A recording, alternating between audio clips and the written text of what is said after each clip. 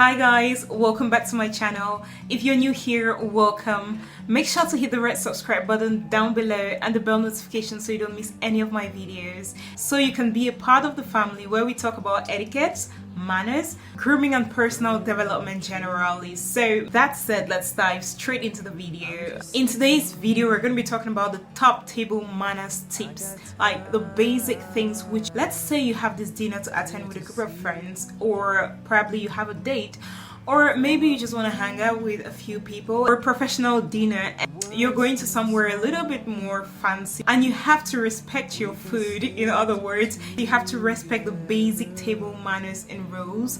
Well, don't be afraid, because this video is here to give you some tips and guidelines on those little things you can do to well, keep you going for the night. So the first one is, when you're seated at table, place your napkin on your lap in a very organized and smooth way. Just place it on your lap. In that way, it clears your table and makes it easy for the waiters to be able to serve your food. And once you're seated and comfortably talking or doing whatever you're doing at table, turn off your phone. That should be the second immediate thing you do. Turn off your phone, or you put it on silent and keep it away from the table. When you turn off your phone, just don't turn it off and put it at table like most of us do. I've done that a couple of times before, so I know exactly what I'm talking about. Don't turn off your phone or put it on silent and put it at table. No, put it either in your purse or just away from the table. When you put your phone on the table, the message it conveys is, whatever is in your phone is more important than whoever or whatever you're seated at table doing. So turn off your phone and put it away. Put it in your purse, put it in your bag, put it in your pocket, wherever you want to put it, but don't put it on the table. The next point is, when you're seated at table and your food is served, just don't start eating. I know in some societies it's very common for your food to be served and immediately you jump on it and start eating because you're very hungry, but it's very inappropriate and disrespectful to start eating when the other people's food have not been served. You have to wait, and that communicates that you care about the other people. It's not just about you, you're also concerned about having the other people satisfied, so you wait and eat together. That communicates a lot about who you are. The next mistake many people tend to make is, when they have a protein, say meat or fish or whatever, they pick it up with their fork and eat directly, like they just bite on it.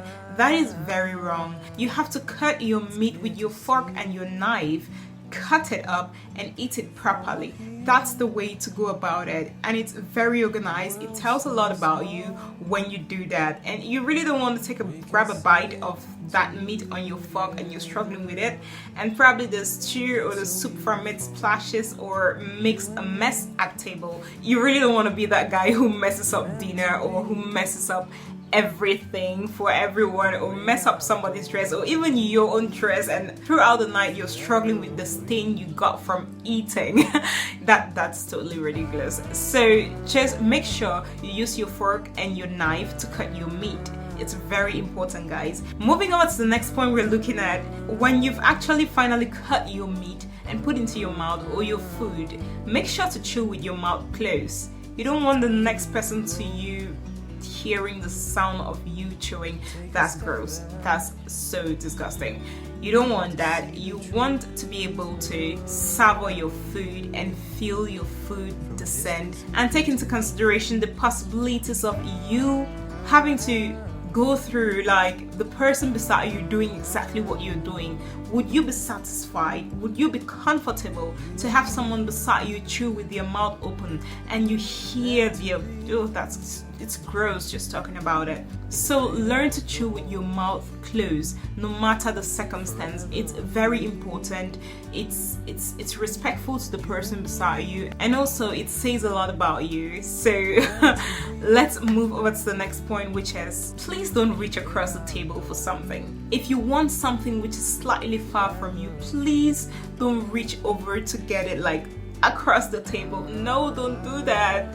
You ask the person closest to that thing to pass it to you. That said, let's move to the next thing, which is, when you're done eating, place your cutlery in a form to make the waitress or waiter know that you're done eating. It's often nice to use the continental way because that's universal. Most people know that. But even if it's not the continental way, make sure to place your cutlery in a way that the waitress or waiter knows you're done eating so they can clear the table for you. And when you're done eating, there's something many people tend to do. They pick their teeth on the table. Please don't pick your teeth at table. That is so wrong. Like if you're done eating and you feel something in your teeth and you really need to pick your teeth, excuse yourself and go to the bathroom and do it there. And remember, the last but not the least thing, whenever you're at table with people and you want to get off the table, say excuse me. Some people just get up and go. When you say a simple excuse me, first, it communicates that you respect the people you're seated with. Secondly, it tells the people that you're just off to do something and you'll be right back. Thirdly, it generally just speaks a lot about who you are. So guys, I hope you did learn a thing or two from this video. If you did, make sure to give this video a thumbs up and don't forget to subscribe and share it with your friends. Thank you guys so much for watching. See you in the next video. Ciao.